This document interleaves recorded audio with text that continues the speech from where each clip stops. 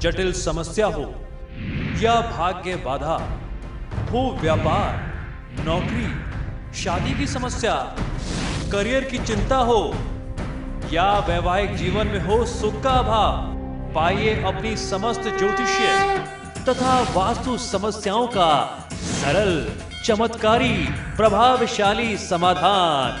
एक जाना माना और विश्वसनीय नाम, आचार्य पंडित श्री वैभवनाथ शर्मा जी, काशी के 400 वर्ष पुराने प्रतिष्ठित और अंतरराष्ट्रीय ख्याति प्राप्त राज ज्योतिषी परिवार की 8वीं पीढ़ी के ज्योतिषी और वास्तु शास्त्री आचार्य पंडित श्री वैभवनाथ शर्मा जी के द्वारा व्यक्तिगत या फिर फोन पर अपॉइंटमेंट लेने के लिए कॉल करें 9818300146, 9990724131 या फिर ईमेल करें sharma.vaibhav@gmail.com पर।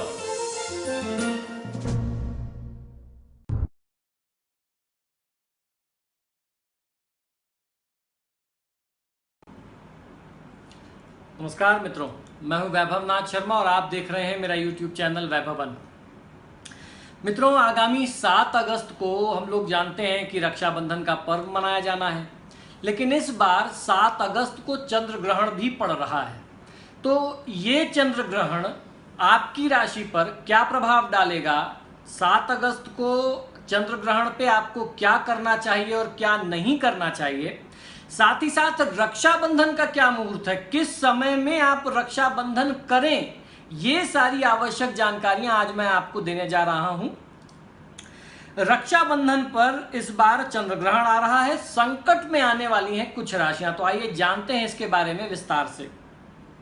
श्रावण शुक्ल पूर्णिमा यानी 7 अगस्त 2017 सोमवार को रक्षाबंधन है और इस बार रक्षाबंधन पर ही खंडग्रास चंद्र ग्रहण का योग बन रहा है।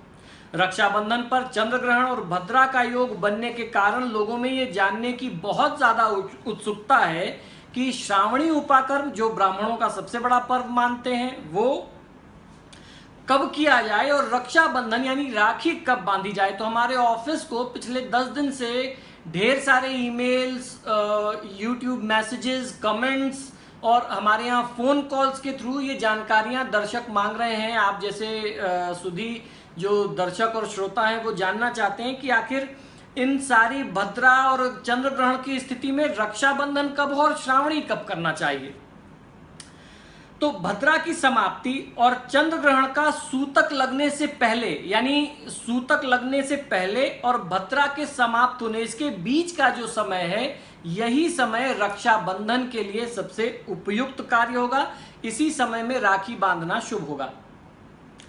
तो शास्त्रों का मत यह है कि इस वर्ष 7 अगस्त 2017 यानी श्रावणी पूर्णिमा के दिन ग्रहण होने के कारण श्रावणी का उपाकर्म जो है वो 27 जुलाई 2017 शुक्रवार को किया जाएगा। अधिकतर पंचांगों में 28 जुलाई को उपाकर्म का दिन तिथि दर्शाई गई है। कुछ पंचांगकारों ने इसे 27 जुलाई को भी दर्शाया है। यदि श्रावण शुक्ल पूर्णिमा के दिन संक्रांति अथवा ग्रहण लग रहा हो तो ऐसे में श्रावण मास के अंदर अंदर हस्त नक्षत्र युक्ता जो पंचमी मिले, यानी हस्त नक्षत्र वाली पंचमी की तिथि जो हो, उसमें शुक्ल यजुर्वेदीय उपाकर्म करने का विधान हमारे धर्मशास्त्रों में बताया गया है।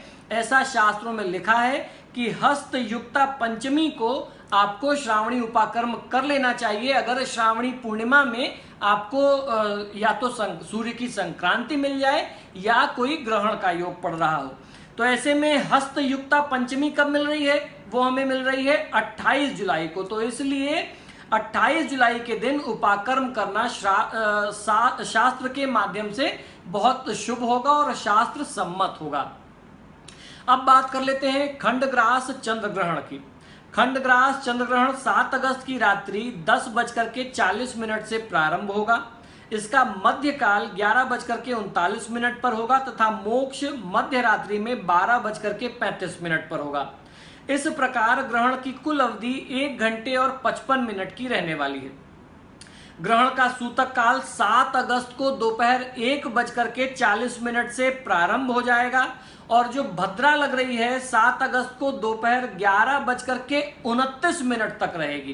तो अब आपको यह समझना है कि दोपहर में 11:30 से लेकर के ग्रहण का सूतक आरंभ होने से पहले पहले, यानी 11:40 से सूतक आरंभ होगा तो 1:40 से सूतक आरंभ होगा तो 11:30 से लेकर के 1:39 तक दोपहर में ही आप रक्षाबंधन कर सकते हैं। सूतक के पहले पहले और भद्रा के बाद आपको ये काम करना चाहिए। तो भद्रा जो है वो 11:29 पर खत्म हो रही है, सूतक शुरू हो रहा है दिन में 1:40। तो इसके बीच का ये जो समय है यानी 11:30 से 1:39 का जो समय है रक्षाबंधन के लिए पूरे दिन में बस इतना सा ही समय जो है वो शुभ रहेगा इस बार। भद्रा 7 अगस्त को दोपहर 1:29 तक रहने वाली है, इसलिए रक्षाबंधन, श्रावणी उपाकर्म और श्रवण पूजन जो है प्रातःकाल 11:30 से लेकर के 1:39 के मध्य आपको संपन्न कर लेना चाहिए। ग्रहण का स्पर्श जो होगा वो रात्रि में 10:40 को होगा, ग्रहण का मध्य 11:39 को होगा और ग्रहण का मोक्ष 12:35 के लिए होगा। कुल अवधि जो ग्रहण की रहेगी वो 1:55 की रहेगी। 7 और 8 अगस्त की मध्य रात्रि में हो रहा है ये चंद्र ग्रहण भारत समेत एशिया के अधिकांश देशों, ऑस्ट्रेलिया, यूरोपीय देशों, दक्षिण अफ्रीका आदि देशों में दिखाई देगा।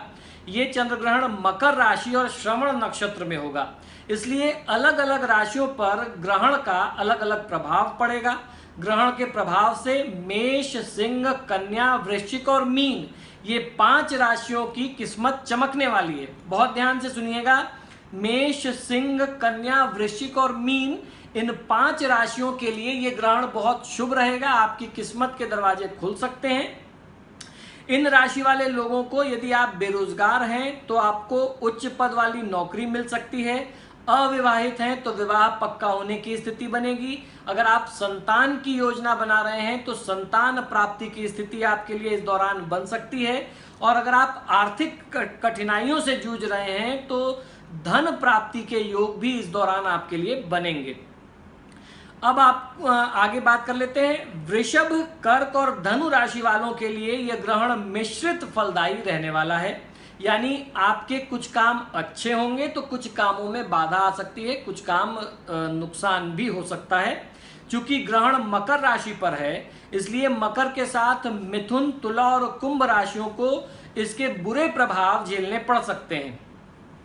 इन राशि वालों को मानसिक कष्ट का सामना करना पड़ेगा, स्वास्थ्य खराब रहेगा, धन की हानि होने के संकेत हैं। इस राशि वाले जातक लोगों को भगवान शिव की विशेष पूजा आराधना करनी चाहिए। ग्रहण काल में ओम नमः शिवाय, गायत्री मंत्र या महामृत्युंजय मंत्र इत्यादि का आपको जाप और प्रयोग करना शुभ होगा। तो ये समझ लीजिए कि हमारे शास्त्रों का मत है कि किसी भी ग्रहण का जो प्रभाव होता है वो आने वाले 6 महीने तक आपको मिलता है। तो ये जो योग आपके लिए बन रहा है आपकी राशि के अनुसार वो शुभ हो या अशुभ हो, 6 महीने तक आपको उसके रिजल्ट्स मिल सकते हैं। अब हम लोग बात करेंगे कि चंद्र ग्रहण में क्या करना चाहिए और क्या नहीं करना चाहिए। चंद्र ग्रहण हो या सूर्य ग्रहण हो, एक सवाल हम ज्योतिषियों के सामने सबसे ज्यादा आता है कि इस समय में क्या करें और क्या ना करें। तो इस ग्रहण के बारे में आपको सलाह देता हूं कि चंद्र ग्रहण के दिन बुजुर्ग, रोगी और बच्चों को छोड़ करके घर के बाकी सदस्यों को ग्रहण काल में भोजन नहीं करना चाहिए। गर्भवती स्त्रियों को ग्रहण में घर के अंदर ही रहने की सलाह दी जाती है। दरअसल माना जाता है कि ग्रहण के दौरान वातावरण में नकारात्मक ऊर्जा का संचार हो रहा होता है, इसलिए घर में रह करके मंत्रोच्चारण, पूजा पाठ इत्यादि करना चाहिए। इससे घर में सकारात्मक ऊर्जा फैलती है और नकारात्मक ऊर्जा दूर होती है। किसी भी प्रकार के शुभ कार्य ग्रहण के दिन न करें। अपने मन में दुर्विचारों को पनपने न दें। इस दिन ब्रह्मचर्य का पालन करें और अपने आराध्य देवता का ध्यान लगाएं, उनकी पूजा आराधना करें। जिन जातकों की कुंडली में शनि की 7.5 या ढैया का प्रभाव चल रहा है वे शनि मंत्र का जाप करें और हनुमान चालीसा का पाठ अवश्य करें। जिन जातकों की कुंडली में मांगलिक दोष है वे इसके निवारण के लिए चंद्र ग्रहण के दिन सुंदरकांड का पाठ करें और इसके आपको सकारात्मक यानी शुभ परिणाम जीवन में अवश्य मिलेंगे। आटा, चावल, चीनी, श्वेत वस्त्र यानी सफेद कपड़ा, साबुत उड़द की दाल, सतंजा यानी 7 प्रकार के अनाज जिन्हें सप्तधान्य भी बोलते हैं, काला तिल, काला वस्त्र आदि किसी गरीब जरूरतमंद व्यक्ति को दान करें।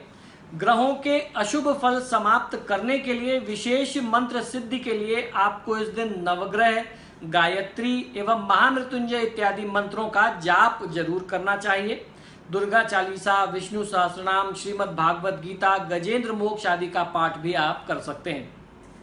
तो फिर से एक बार ध्यान रखें कि शास्त्रों में ग्रहण काल के दौरान जो कुछ कार्यों को न करने के लिए निर्देश दिए गए हैं वो कार्य प्रमुख क्या हैं, फिर से समझ लीजिए। ग्रहण काल में भोजन न करें, गर्भवती स्त्रियां बाहर न निकलें, इन पर चंद्रमा की छाया बिल्कुल भी न पड़े, इस बात का ध्यान रखें।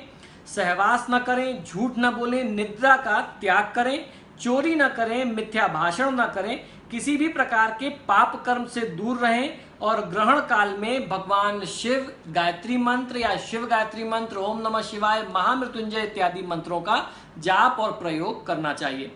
तो मित्रों, आशा करता हूं कि ये जानकारी आपके लिए बहुत आवश्यक होगी। इन जानकारियों को प्राप्त करके आप बहुत अच्छा लाभ ले सकते हैं जब आप उस विशेष तिथि में, उस विशेष समय में, मुहूर्त में रक्षाबंधन करेंगे तो आपके भाइयों की सुरक्षा भी रहेगी, परिवार भी सदैव सुरक्षित रहेगा। तो आप सभी के लिए ईश्वर से प्रार्थना करता हूं कि ये रक्षाबंधन का पर्व ढेरों खुशियां और परिवार में प्रेम और सौहार्द लेकर के आए। मुझे आज्ञा दीजिए और देखते रहिए मेरा YouTube चैनल वैभवन। नमस्कार।